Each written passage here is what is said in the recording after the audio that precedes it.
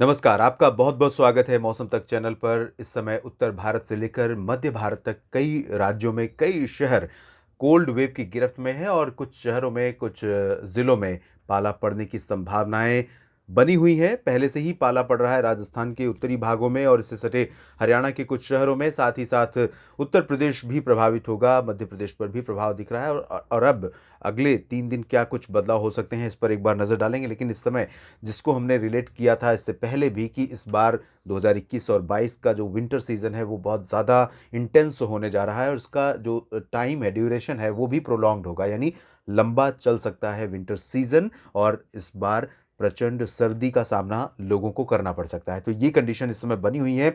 इसीलिए मैं आगे बढ़ूँ इससे पहले मैं आपको ये ज़रूर बता दूँ कि जो भी गर्म कपड़े और बिस्तर हैं उन सबको आप निकाल लीजिए, तैयारियाँ कर लीजिए, क्योंकि ये सर्दी का मौसम बीच में ज़रूर थोड़ा-सा बदलाव होगा, जैसे ही उत्तर भारत में डब्ल्यूडी आएगा स्ट्रॉन्ग, लेकिन फिर से वापस उस डब्ल्यूडी के आगे बढ़ते ही इसी तरह की सर्दी वापसी करेगी और भीषण सर्दी का जो सामना है लोग इस समय कर रहे हैं, इससे ज़्यादा सर्दी का सामना करना पड़ सकता है। तो ये कह सकते हैं कि इस साल पिछले कई वर्षों का रिकॉर्ड टूटने वाला है सर्दी के मामले में, चाहे हम उत्तर भारत के प्लेन्स की बात करें या हिली रीजन्स की बात करें या सेंट्रल इंडिया और ईस्ट इंडिया की बात करें।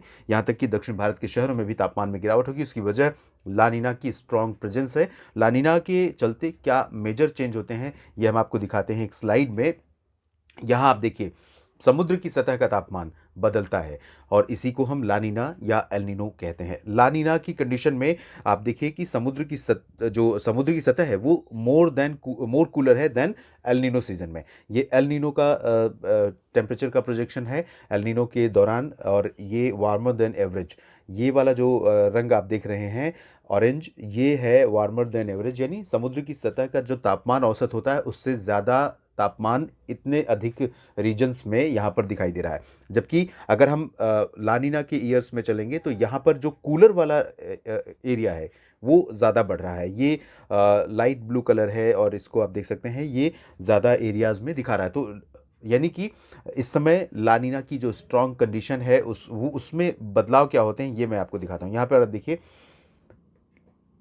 लानिना ईयर्स में स्ट्रॉन्ग ट्रेड विंड्स होती हैं और नॉर्मल ईयर में वीक ट्रेड विंड्स होती हैं। वीक और स्ट्रॉन्ग ट्रेड विंड्स का क्या इम्पैक्ट पड़ता है इसमें?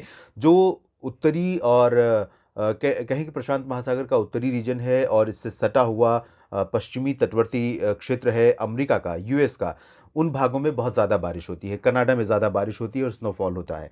और इसके अलावा उत्तर भारत के क्षेत्रों में अगर हम देखें या भारत के लिए उसको रिलेट करने की कोशिश करें तो भारत में जेट स्ट्रीम बदल जाती है और इस वजह से भारत का जो उत्तरी हिस्सा है इन भागों में भीषण सर्दी और लंबे समय तक सर्दी का मौसम देखने को मिलता है। तो ये कंडीशंस इस समय बनी हुई है और सर्दी का मौसम लगातार आपको देखने को मिलेगा अगले 3-4 दिनों के दौरान। 2 दिन कम से कम 20 और 21 को ज़्यादा सर्दी रहेगी। 22 से सिचुएशन चेंज हो रही है क्योंकि 22 को एक डब्ल्यूडी उत्तर भारत के भागों में दस्तक देने वाला है, लेकिन वो भी बहुत स्ट्रांग नहीं होगा, वीक होगा। इस वजह से कम मैं उम्मीद करूंगा कि 23 दिसंबर तक स्थितियां इसी तरह से रहेंगी। कोई बहुत मेजर चेंज नहीं आएगा। पंजाब हरियाणा में थोड़ा सा तापमान बढ़ सकता है, राजस्थान में थोड़ा बढ़ सकता है, सेंट्रल इंडिया में नहीं बढ़ेगा। ये देखिए, हवाओं की स्पीड है, हवाओं की डायरेक्शन है जो कि उत्तर भारत के क्षेत्रों में लगातार देखने को मिल रही है। ये सेंट्रल इंडिया तक का हिस्सा है।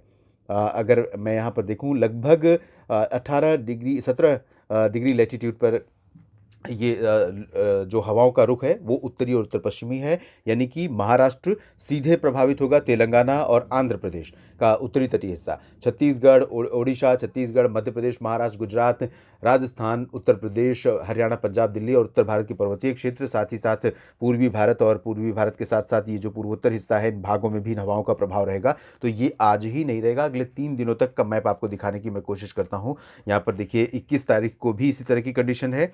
थोड़ा सा सिचुएशन चेंज होगी, लेकिन हवाओं की स्पीड 10 से 15 किलोमीटर लगातार रहेगी, पश्चिमी दिशा रहेगी, ड्राई रहेंगी, कूल रहेंगी और इसी वजह से कोल्ड वेव, ग्राउंड फ्रोस्ट, ये सब कंडीशन यहाँ पर देखने को मिलेगी। 23 दिसंबर से थोड़ा सा कोहरा आपको इंडो गैंगेटिक प्लेन्स में, विशेष रूप से हरियाणा और पंजाब की तराई वाले शहरों में, गुरदासपुर, कपूरथला से लेकर जालंधर, पठानकोट का जो उत्तरी हिस्सा है इन भागों में, और साथ ही साथ पंचकुला, अंबाला, यमुनानगर, चंडीगढ़ का क्षेत्र उत्तरी हरियाणा का, पश्चिमी उत्तर प्रदेश के कई इलाकों में बागपत, बदायूं और मुरादाबाद, मेरठ, सहारनपुर से लेकर जो तराई वाला हिस्सा है, और आगे बढ़ेंगे तो लखनऊ, बहराइच, श्रावस्ती, गोंडा, बस्ती, देवरिया, गोरखपुर, बलिया, आजमगढ़, जौनपुर, मऊ, प्रतापगढ़, प्रयागराज, इन सभी भागों में, पटना, गया से लेकर नवादा और जमुई, बांका, बक्सर, कैमूर, बिहार में, झारखंड में और पश्चिम बंगाल के कई शहरों में कोहरा घना छाने लगेगा 22 दिसंबर के बाद 23 दिसंबर से।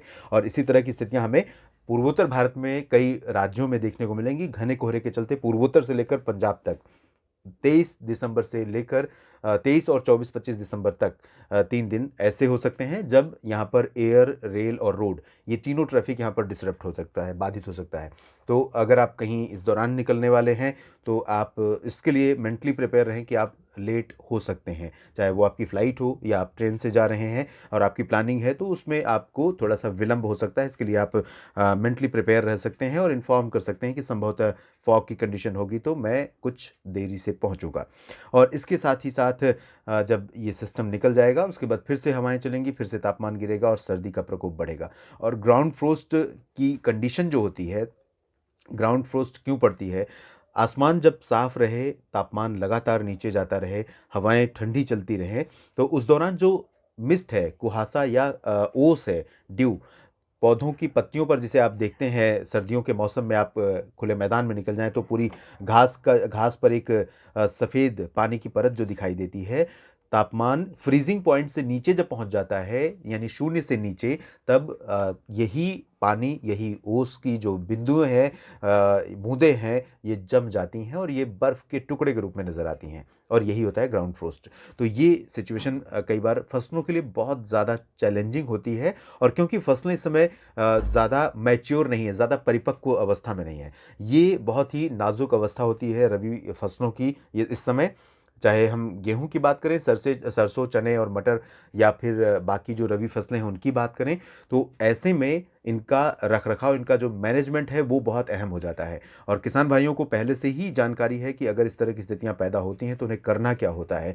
आपको अगर आप नहीं जानते हैं तो मैं बता दूं, जितनी मुझे जानकारी है, कृषि विशेषज्ञों से बात करते हुए जो जानकारी मिली उसके अनुसार यह है कि अगर आपको अंदाज़ा है या आपको बताया गया है कि कल सुबह ग्राउंड फ्रोस्ट यानी पाला पड़ने की संभावना है, तो आप खेत में अगर लंबे समय से अगर हाल ही में सिंचाई नहीं की है तो खेत में सिंचाई कर दें थोड़ी सी। इसमें टेम्परेचर मेंटेन हो जाता है पौधे का नीचे से लेकर ऊपर तक, और ऊपर जो ग्राउंड फ्रोस्ट पड़ता है यानी पानी की जो बूंदें हैं जम जाती हैं, उससे फसल डैमेज नहीं होती, वो टेम्परेचर मेंटेन हो जाता है, इस वजह से फसल बच सकती है। अदरवाइज इस अवधि तक आते आते आपकी जो मेहनत है, आपकी जो लागत है, वो सारी वेस्ट हो सकती है, फसल नुकसान हो सकती है।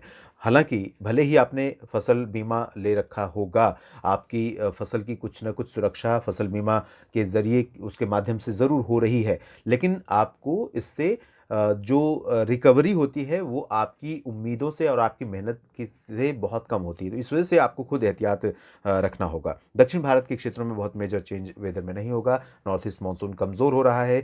बंगाल की खाड़ी के दक्षिणी और पूर्वी भागों पर एक स्ट्रॉन्ग वेदर सिस्टम है जो कि अंडमान व निकोबार द्वीप समूह पर बहुत डैमेजिंग रेन देने वाला है अगले 2 दिन। उसके बाद ये आगे चला जाएगा और इसके प्रभाव से तूफानी रफ्तार से हवाएं चलेंगी, समुद्र की स्थिति बहुत अस्थिर रहेगी, और चाहे वो दक्षिणी अंडमान सागर हो या उत्तरी अंडमान सागर या बंगाल की खाड़ी का दक्षिण पूर्वी हिस्सा एडजॉइनिंग, इन सभी भागों में सिचुएशन बहुत ही एबनॉर्मल रहेगी यहाँ पर। तो बहुत ही अलर्ट पर रहने वाला समय यहाँ के लिए है। और बाकी जो ज़मीनी भाग हैं, इन भागों में बारिश नहीं होगी, लेकिन अगर कुछ ऐसा है जो चैलेंजिंग है तो वो टेम्परेचर है। तो इसलिए आप अपनी सुरक्षा के लिए जो भी संभव है सर्दी से बचाव के लिए वो बिल्कुल करें, और जिन इलाकों में आप ट्रैवल करने वाले हैं उन इलाकों का वेदर समझ करके अपनी तैयारी के साथ जाएं, ताकि वहाँ पहुँचकर आपको किसी मुश्किल का सामना न करना पड़े। कई बार होता है कि आपने सोचा कि जिस तरह का क्लाइमेट यहाँ पर है, अगर साउथ से कोई नॉर्थ में आ रहा है, मान लीजिए कि बेंगलोर से किसी को चुरू जाना है, तो निश्चित रूप से वो इमेजिन नहीं कर सकता कि चुरू में इस समय किस तरह की सर्दी है। बेंगलुरु में टेम्परेचर और चुरू के टेम्परेचर में ज़मीन आसमान का अंतर है। तो इसलिए इसको आप प्लान करके आगे बढ़ें। और इसके साथ ही साथ मैं आपसे भी ये अपील करूँगा कि अक्सर आपने देखा होगा कि आपके पास बहुत सारे कपड़े ऐसे होते हैं जो पड़े होंगे, जिनका इस्तेमाल आप नहीं करते हैं, और कुछ लोग, कुछ मजबूर लोग जिनके पास कपड़ों को खरीदने के पैसे नहीं है, जो ज़रूरतमंद हैं, उनको इस समय अगर आप अपना वो कपड़ा जो पहना जा सकता है, जो आप इस्तेमाल नहीं कर रहे हैं लेकिन पहन सकता है कोई, उसको ज़रूर उन ज़रूरतमंदों में लेकर जाएँ ताकि उनको भी इस सर्दी से बचने का आप अवसर दे सकें। इस बुलेटिन में इतना ही। धन्यवाद।